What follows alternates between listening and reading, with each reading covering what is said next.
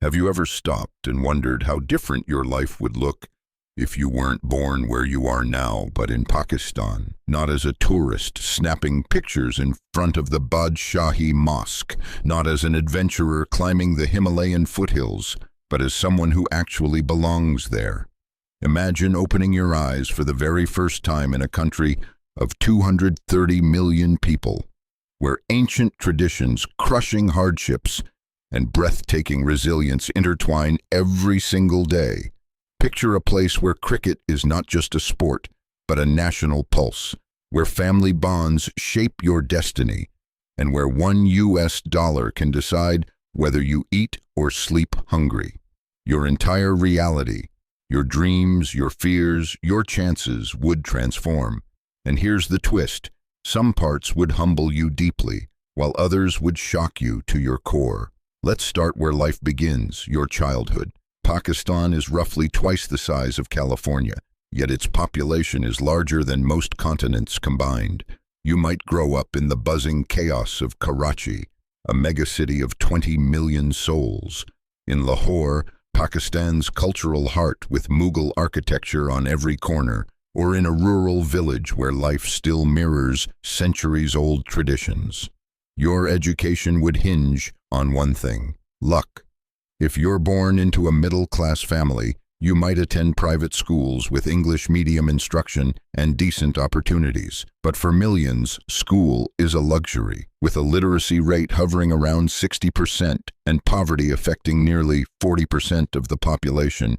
Countless children work instead of learning, not because they want to, but because their families can't survive otherwise. Have you ever taken education for granted? In Pakistan, millions never get that chance. The class divide in Pakistan isn't subtle, it's colossal. There is no equalizing system like compulsory service in Israel. Your family's income determines your education, your friendships, your arms, your marriage prospects, and even the neighborhoods you're allowed to step into. Now let's talk economy, because this part hits hard. Average monthly salaries range from $150 to $300. Yes, that's the reality. A doctor might make $400, $600 per month. An engineer, around $300, $500. Teachers barely pass $200. Before you think maybe things are cheaper there, let me stop you. Rent for a modest apartment in Karachi or Lahore costs $100, $200, half of someone's salary gone instantly. Groceries for a family easily reach $100, $150 a month. A kilo of chicken costs around $3 or $4. When you're earning just $200 a month, these numbers squeeze you to the limit.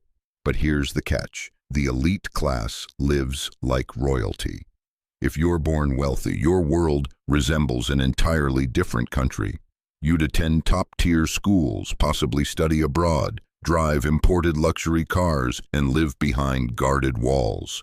The wealth gap is so massive that one lavish dinner by the elite might cost more than a poor family earns in an entire month. Healthcare reflects this divide.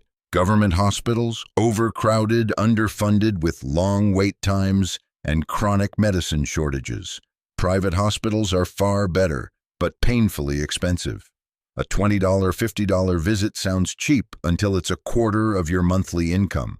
One serious illness could wipe out your life savings. There is no universal health care.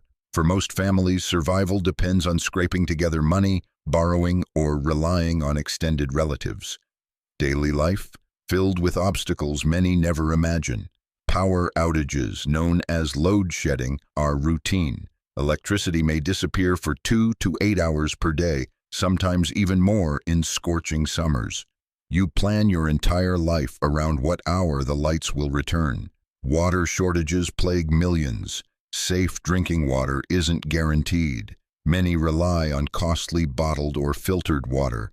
Gas shortages affect daily cooking. Internet can drop unpredictably. Infrastructure outside major cities ranges from unstable to non-existent. But because of all this, Pakistanis develop extraordinary resilience. You learn to adapt, improvise, and survive conditions that would test anyone else. You grow tougher, than you ever thought possible. Social life revolves around family, not just parents and siblings, your entire extended clan, grandparents, cousins, aunts, uncles, they are all part of your daily landscape, your emotional spine, your economic safety net. Gender shapes life dramatically. Being born male grants freedoms women often struggle to access. Pakistan remains deeply patriarchal. For many women, mobility, education, work, and even routine decisions require permission from male relatives. Arranged marriages remain widespread. Career choices may be limited to acceptable fields, teaching, medicine, or homemaking. But cities like Karachi and Lahore are changing.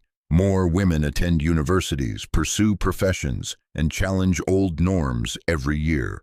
One undeniable highlight, the food. Pakistani cuisine is rich, bold, and unforgettable. Biryani is practically a national treasure. Nihari for breakfast, sizzling kebabs from roadside stalls, naan fresh out of clay ovens, endless cups of strong sweet chai. Cheap, flavorful, and culturally sacred. Your social world would be warm and lively. Hospitality is sacred.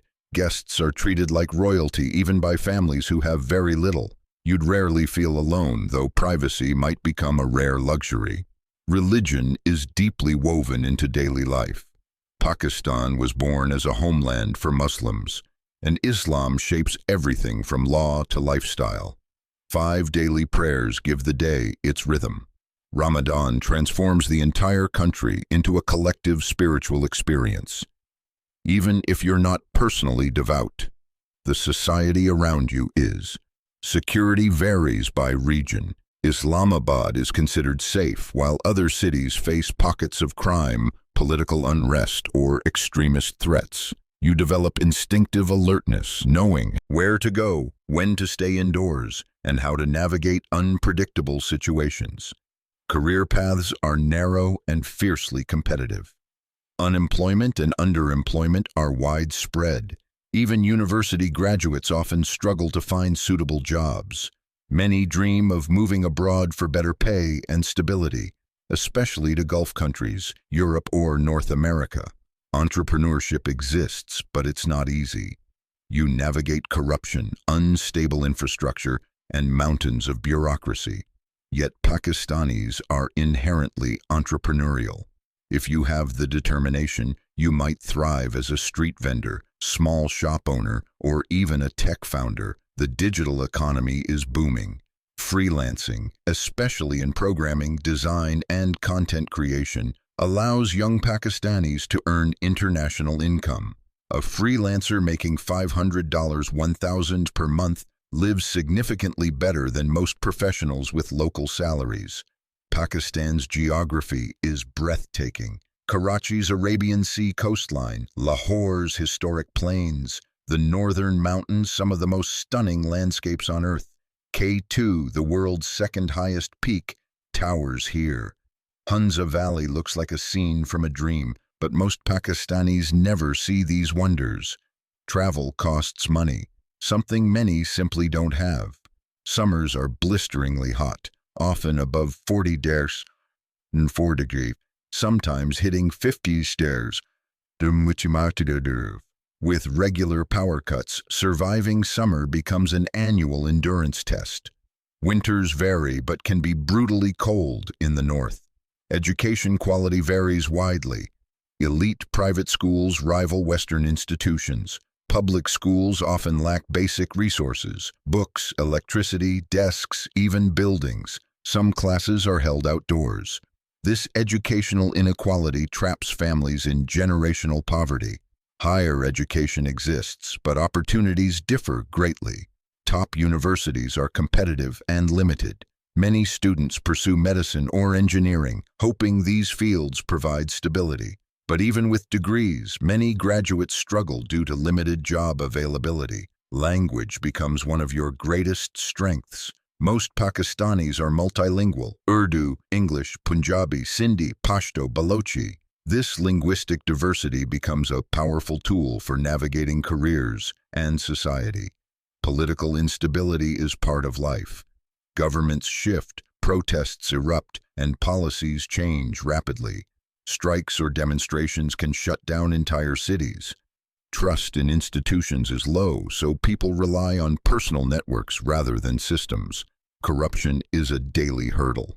Getting paperwork processed, dealing with traffic police, or interacting with government offices often requires extra fees. It's mentally exhausting and financially draining, especially for the poor. Marriage and family structures influence nearly every stage of life. Arranged marriages are common, though modern couples increasingly have a voice. Weddings are grand, colorful, and expensive, sometimes pushing families into debt. Children are deeply valued. Large families are still widespread, and child rearing involves the entire extended family. This shared support system provides emotional strength, but can also limit personal independence. Transportation, pure controlled chaos. Rickshaws dart between cars, buses burst with passengers, motorcycles carry entire families, and traffic rules are interpreted loosely. Public transport exists, but is often overcrowded and unreliable. Owning a car is both a necessity and a status symbol. Technology, however, is everywhere. Smartphones are universal, even in rural areas. Social media is a massive part of culture. Despite limited physical opportunities, digital access gives people a window into the world and a sense of connection. Cricket is religion. When Pakistan plays India, life stops. Streets empty. TV screens glow in every home. Cricket heroes are national icons, beloved in a way few athletes in the world ever experience. Natural disasters are a tragic reality. Floods devastate entire regions. Earthquakes strike unpredictably. Climate change brings harsher heat waves, irregular rainfall, and agricultural crises. Without strong disaster management systems, communities rely heavily on each other and international aid during emergency situations. Yet despite all challenges, Pakistan's cultural scene is vibrant. Traditional music, poetic heritage, dramas, films, and modern art thrive in urban centers. Creativity persists despite social resistance, proving that art finds a way even under pressure. Across these hardships, there are also quiet, steady signs of change and hope. Young entrepreneurs launch small startups from cramped rooms, teaching coding to peers and selling services abroad. Community groups repair schools, plant trees, and push for better sanitation one neighborhood at a time. Remittances from abroad support entire villages, funding projects that governments delay. Local journalists and artists document reality and demand accountability, while doctors and volunteers run free clinics in crisis zones. Yes, problems are vast, but progress often blooms in unexpected corners. A scholarship for one student, a repaired well for one street, a new bus route that links a town to jobs. Those small victories matter. They accumulate into slow, meaningful change that reshapes lives over decades. Ongoing. Now the question is yours. After everything you've learned, would you choose to be born in Pakistan? What surprised you most? The low income, the daily power cuts, the food culture, the strength of family ties. Tell me in the comments. I genuinely want to know which part shocked you the most. And more importantly, which country should we explore next? Nigeria, Germany, the Philippines, Mexico, you decide. Comment the country name, and whichever gets the most votes becomes our next deep dive. Because the truth is simple, your birthplace is a lottery. And Pakistan shows us that behind every statistic lies a human story, one of dignity, struggle, hope, and resilience. So tell me, Tan, where are we going next? Despite everything, growing up in Pakistan would teach you one thing with absolute certainty: resilience. No matter how heavy life becomes, people still find a way to laugh, to share, and to support one another. When there's a wedding, the streets come alive. When a holiday arrives, every home opens its doors. Whether rich or poor, no one sends a guest away empty-handed. Friendships form fast, neighborhood bonds are strong, and people call each other brother, even if they just met. And perhaps the most surprising truth is this. Despite all the hardships, most people in Pakistan remain remarkably hopeful. Whatever tomorrow brings, they believe they'll rise again. That spirit, that endurance, that collective hope, this is what truly makes the country unique.